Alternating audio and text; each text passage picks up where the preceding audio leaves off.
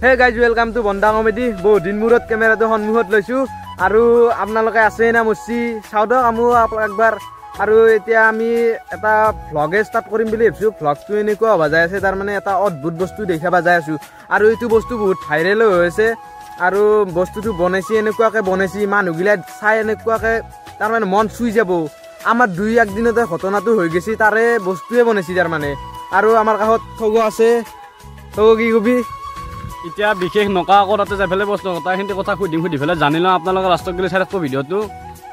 আৰু আমাৰ ভিডিঅ' গিলাত কি হৈছে নাজনো লাইক এটা কৰিব নোখছে আপোনালোকে কমেণ্ট এটা কৰিব নোখছে আমি ক'ত ভিডিঅ' বনাম সিংকি আপোনালোকে লাইকটো কৰি দিব কমেণ্টটো কৰি দিব ভিডিঅ' লাগে না এনেকুৱা নালাগে আমি গমেই নাপাওঁ ভিডিঅ' বনাই থাকিলে ক'ত ভিউ যাইব অলপ আমাকো চাবিছো তহঁতে এনেকৈ হ'লে কেনেকৈ হ'ব তাৰমানে এনেকুৱা হৈছে তাৰমানে মানুহটোক ফোন এটা মাৰিছিল এতিয়া আছে নে নাই ধৰিব পৰা নাই মানুহটো আৰু যদি আছে আমি গোটাখিনি জানিব বিচাৰিমেই আৰু আপোনালোককো শ্বেয়াৰ কৰিম গোটাখিনি কথা খালি আপোনালোকে ভিডিঅ'টো কণ্টিনিউ চাব আৰু বস্তুটো চাইটো আপোনালোকে ভাল পাবই যিমান পাৰে শ্বেয়াৰ কৰি দিব ভিডিঅ'টো আপোনালোকৰ ওচৰত শ্বেয়াৰ নকৰিম বুলি ভাবিছিলোঁ আপোনালোকক এটা ছাৰপ্ৰাইজ দিম বুলি ভাবিছিলোঁ কিন্তু ছাৰপ্ৰাইজ দিম বুলি তাৰমানে কথাটো নকাকৈ থাকিবই নোৱাৰিলোঁ এনেকুৱা লেভেলত এটা জুবিনদাৰ মূৰ্তি বনাইছি আমাৰ হিয়াৰামঠু জুবিনদাৰ এনেকুৱা এটা মূৰ্তি বনাইছি সেই মূৰ্তিটো আপোনালোকতো দেখাব লাগবই আমি নেটকাকে ক'ত বস্তুগিলা ভাইৰেল হ'ব আৰু আমাৰ থগৈ কিবা কবি কিবা এতিয়া বিশেষ একো ক'ব লগা নাই মানুহটোক ফোন মাৰিলোঁ এতিয়া নাই বুলিও কয় তো আপোনালোকে ভিডিঅ'টো চাই থাকব তাকেলৈকে যাই লওঁ আমি আৰু ভিডিঅ'বিলাক শ্বেয়াৰ কৰিছোঁ ধামাকা শ্বেয়াৰ কৰোঁ আপোনালোকে তো গাইজ এতিয়াতে বেছি বকা বকি নকৰোঁ বেছি বকি থাকিলে দেৰি হ'ব আমি যাই থাকোঁ ভিডিঅ'টো আপোনালোকে স্কিপ নকৰাকৈ লাষ্টত গ'লে চাই থাকব গাইজ মানে বেছি গাইজ ঘৰটো আহি পালোঁ কিন্তু দাদাজন ঘৰতে আছে আমাৰ ভাগ্য ভাল যি দাদাজনক লগ পাম আৰু দাদাজনৰ লগত কিছুমান কথা পাতিম ক'ৰ পৰা কেনেকৈ ষ্টাৰ্ট কৰিলে কেনেকুৱা সহায় ল'লা কেনে লোৱা নাই কাৰোবাৰ লগত কিন্তু থগো ঘৰটো আহি পালোৱে বিশেষ আহি পালোৱে মানুহটো মিছা কথা কৈছিল আমাক কিজানি নাই বুলি এনে মিছাও যিয়ে ভাল লাগছি মানুহটোক লগ পালোৱে কথা অলপ পাতলোঁ এতিয়া আপোনালোকক দেখি আছোঁ আপোনালোকে লাষ্টত গ'লে চাই থাকক ভিডিঅ'টো ধামাকা হ'ব আৰু এটা কথা কিন্তু ভূপেনদাৰো মূৰ্তি এটা বনাইছিল 2011 চনতে এতিয়া মোটামুটি 13 বছৰমানে হ'ল এতিয়া জুবিনদাৰ মূৰ্তিটোও বনাইছি আপোনালোকক যাই পেলাই শ্বটকেইটা দেখুৱাই আছোঁ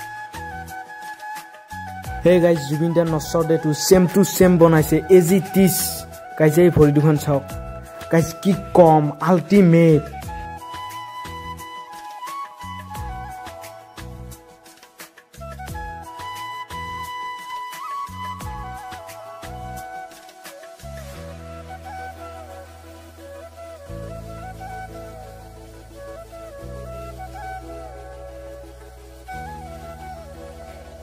গাইজ আমাৰ ভূপেনদাকো বহুত আগতে এটা বনাইছে সিহঁতে এনেকুৱা এটা বনাইছে মানে একদম চাই আপোনালোকৰ দেহা মান একদম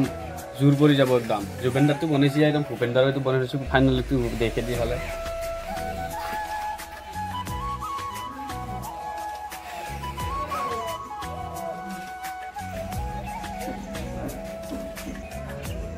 গাইজ এনেকুৱা জুবিনদাক এনেকুৱা এক্সট্ৰিম লেভেলত বনাইছে তাৰমানে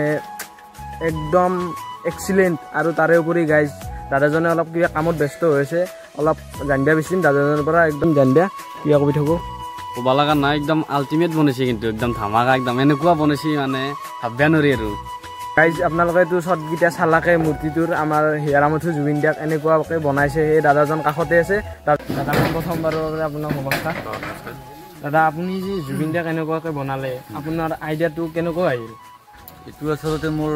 প্ৰথম পৰিকল্পনা নহয় ইয়াৰ আগতে যেতিয়া 2011 চনত আমাৰ সুধাকণ্ঠ ডক্টৰ ভূপেন হাজৰিকাদেৱৰ মহাপ্ৰয়াণ ঘটিছিল সেই সময়তে তেখেতৰ যিটো কফিন মূৰ্তি নশ্বৰ দেহ তেতিয়াই তেখেতৰ সাজি উলিয়াইছিলোঁ আৰু পিছৰে আমাৰ মহান শিল্পী জুবিন গাৰ্গ ডাঙৰীয়াৰ এই দ্বিতীয় প্ৰচেষ্টা তেনেকৈ কৰি আছোঁ তেখেতৰ আমাৰ যিটো মহান শিল্পী এই দুগৰাকীৰ প্ৰতিমূৰ্তি নশ্বৰ দেহ মোৰ ঘৰতে ৰাখিছোঁ আৰু আপোনাৰ যি হেৰি এইটো জুবিনদাক যে আপোনাৰ তাতে জুবিনদাৰ ক্ষেত্ৰলৈ নিব কৈ আছে আপুনি তাৰে কাৰণে কি ক'ব এতিয়া আপোনাৰ বিভিন্নজনে সামাজিক মাধ্যমত এটা প্ৰচাৰ চলাই আছে এই মূৰ্তিভাগক লৈ যে সোণাপুৰত আনিলে বিভিন্ন ৰাইজে দেখা পায় তেখেতৰ শেষ যিটো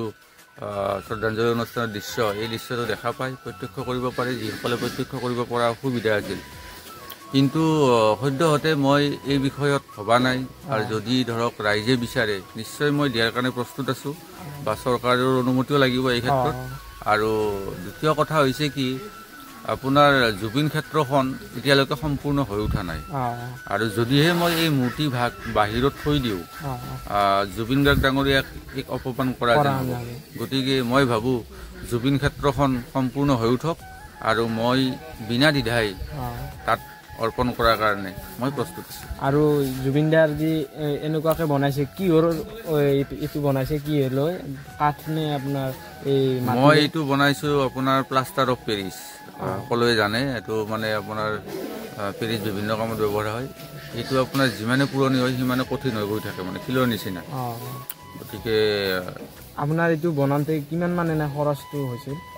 মই খৰচৰ কথা ক'ব নাযাওঁ বাৰু খৰচ এটা ন্যূনতম খৰচ এটা গৈছে আপোনাকতো এইটো খৰচটো কোনেও হেল্প কৰা নাই নাই মই নিজাববীয়াকৈ মই 2011 চনত তেতিয়াই মই যেতিয়া ভূপেন হাজৰিকাদেৱৰ মূৰ্তিভাগ বনাইছিলোঁ তেতিয়াই মোৰ পইচাৰে বনাইছিলোঁ এইটো এটা মোৰ ছেটিছফেকশ্যন তাৰমানে মই যিটো ইচ্ছা কৰিছোঁ সেইটো বনাব পাৰিলে পইচাৰ লগত মানে তুলনা নহয় এইটো সামাজিক মাধ্যমৰ পৰা আপোনাক কোনেওতো এতিয়ালৈ যোগাযোগ কৰা নাই এতিয়া সামাজিক মাধ্যমেতো বিভিন্নজন মানুহ মোৰ ঘৰত সদায় আহি আছে বা ইউটিউবৰে হওক বা আপোনাৰ মিডিয়া চেনেলে হওক বা বিভিন্ন আমাৰ আলহী অতিথি হিচাপে তেওঁলোকে আহি আছে প্ৰত্যক্ষ কৰি আছে কিন্তু চৰকাৰৰ পৰা চৰকাৰৰ পৰা তেনেকুৱা একো যোগাযোগ হোৱা নাই আৰু মোৰ সেইটো মানে চৰকাৰীভাৱে মানে কিবা যোগাযোগ কৰিব বুলি মানে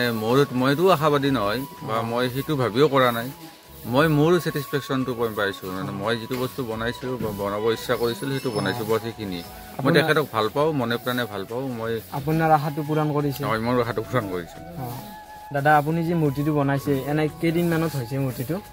এইটো আচলতে যেতিয়া তেখেতৰ মৃত্যু হৈছিল যেতিয়া আমাৰ গুৱাহাটীলৈ অনা হৈছিল তেতিয়াই মোৰ চিন্তা চৰ্চাটো কিন্তু মোৰ কিছুমান অসুবিধাৰ বাবে মই কৰিব পৰা নাছিলোঁ কিন্তু মোৰ এইটো আমাৰ যিটো মৃত্যু বাৰ্ষিকী মানে মৃত্যুৰ যিটো মাহিলী তিথি সেই তিথিটোৰ মই 4 দিন আগত মই সাজি ওলাইছিলোঁ আৰু সম্পূৰ্ণ মোৰ হোৱাত মই 4 দিন সময় লাগিছিল মানে সম্পূৰ্ণ 4 দিন সময় দিছোঁ নিৰাণয় কৰাৰ চেষ্টা আৰু পৰৱৰ্তী সময়ত যেতিয়া 19 তাৰিখ মানে তেখেতৰ মাহিলী তিথি হৈছিল আৰু সেই দিনাখন মই এইটো উন্মোচন কৰিছিলোঁ আৰু আপোনাৰ যি এইটো কফনটোক লৈ আপুনি চবখিনি সামগ্ৰী আমাৰ ইয়াতে পাইছে মই গোটেইখিনি পাইছোঁ মই গুৱাহাটীৰ পৰা আনিব লগা হৈছে কিছু সামগ্ৰী আৰু যি ছিংগাপুৰৰ পৰা কফনটো অনা হৈছিল বহুত মানুহে চাবৰ কাৰণে বহুত চেষ্টা কৰিছিল সেইটো আপুনি ৰাইজক তাৰমানে দেখুৱাব চেষ্টা কৰিছে আপুনি তাৰমানে এতিয়া চাওক যে আমাৰ গুৱাহাটীত যেতিয়া আনিছিল সেই সময় যিটো সেই দৃশ্য আমাৰ বহু মানুহ গাঁৱৰ অঞ্চলৰ পৰা যাব পৰা নাছিল সচক্ষে প্ৰত্যক্ষ কৰিব নাছিল আৰু যিটো মানুহৰ ঠেলা আছে বহুতে গৈও মানে প্ৰত্যক্ষ কৰিব পৰা নাছিল মই ভাবিলোঁ যে এই মূৰ্তিভাগ যদি মই বনাব পাৰোঁ মোৰ এইখিনি মানুহে প্ৰত্যক্ষ কৰাত সুবিধা হ'ব আৰু আপোনাৰ ধৰক পিছৰ প্ৰজন্মখিনিও ইয়াত দেখাত এটা সুবিধা হ'ব যাতে পিছৰ প্ৰজন্মই গম পায় যে তেখেত কেনেকুৱা আছিল কিহৰ কাৰণে তেখেতৰ এই মূৰ্তিভাগ বনালোঁ কি আছিল তেখেত এই বিষয়ে গোটেইখিনি যাতে তেখেতসকলে পিছৰ প্ৰজন্মখিনি গম পায় আৰু জুবিন দাৰ ন্যায়ৰ কথা বহুত চলি আছে কিন্তু এতিয়ালৈ ন্যায় পোৱা নাই জুবিন দাৰ তাৰে ওপৰত আপুনি কি ক'ব এতিয়া মই বুলি নহয় অসমৰ প্ৰতিগৰাকী অসমীয়াই বা ভাৰতীয়ই ন্যায় প্ৰক্ৰিয়াটোত সম্পূৰ্ণভাৱে সহযোগিতা কৰিছে আৰু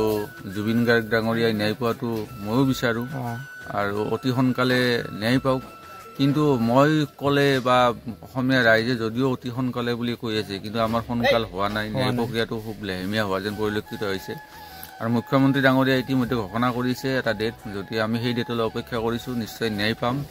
আৰু জুবিন গাৰ্গ ডাঙৰীয়াই ন্যায় পোৱা মানে প্ৰতিজন অসমীয়াই ন্যায় পোৱা প্ৰতিজন অসমীয়াৰে এটা প্ৰাণৰ শিল্পী যিহেতু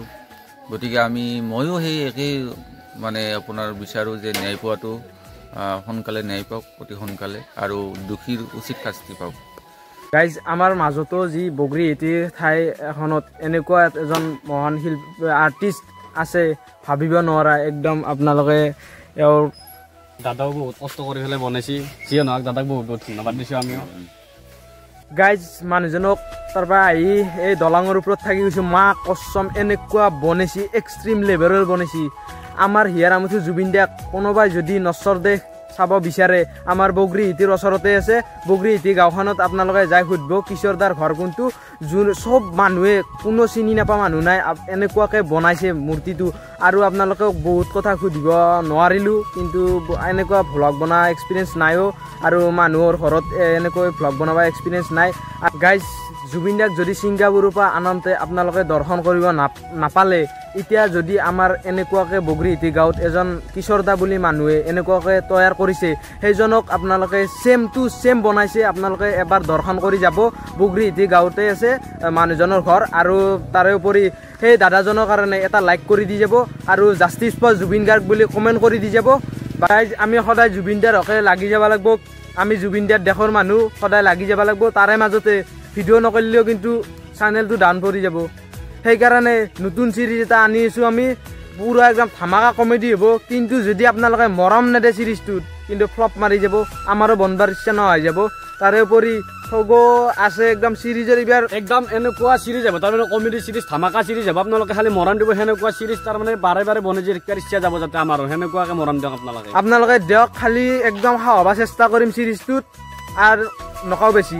জুবিন দা আজিকালি ন্যায় পোৱা নাই আমিও জুবিন দাই ন্যায় পাব বুলি আশা কৰি আছোঁ বহুত দিন তো আমি তাৰমানে জুবিন দাৰ হকে যুঁজি যাম তাৰমানে মৰি যাম জুবিন দাই ন্যায় পাব লাগিব দেৰি হক লাগে ক'ব লগা জুবিন দাই ন্যায় পাব লাগিব আৰু দাদাজনৰ মূৰ্তিটোৰ কাৰণে বহুতখিনি কষ্ট কৰিছে দাদাটোৰ কাৰণে এটা লাইক কৰি দিব আপোনালোকে কৈছে আমাৰ চুনু আৰু চেনেলটোত 1K হ'ব ছাবস্ক্ৰাইবাৰ যা আছে তো আপোনালোকে ছাবস্ক্ৰাইবটো কৰি দিব গাইজ আৰু কোনোবাই যদি জুবিন দাৰ দৰ্শন কৰিব বিচাৰে আমাৰ কণ্টেক্ট নাম্বাৰ দিয়া আছে ডেছক্ৰিপশ্যনত তাতে কণ্টেক্ট কৰিলে আমাৰ লগত কণ্টেক্ট কৰিলে আপোনালোকে পাই যাব আৰু ছাবস্ক্ৰাইবটো কৰিবহে গাইজ তাৰমানে ছাবস্ক্ৰাইবটো নকৰিলে বেলেগ মানুহ আমাক গণ্য নকৰে সেয়া আনিছে তো জাষ্টিছ ফৰ জুবিন গাৰ্গ চবে কমেণ্টত লিখি যাবি আৰু জয় অসম জয় জুবিন দিয়া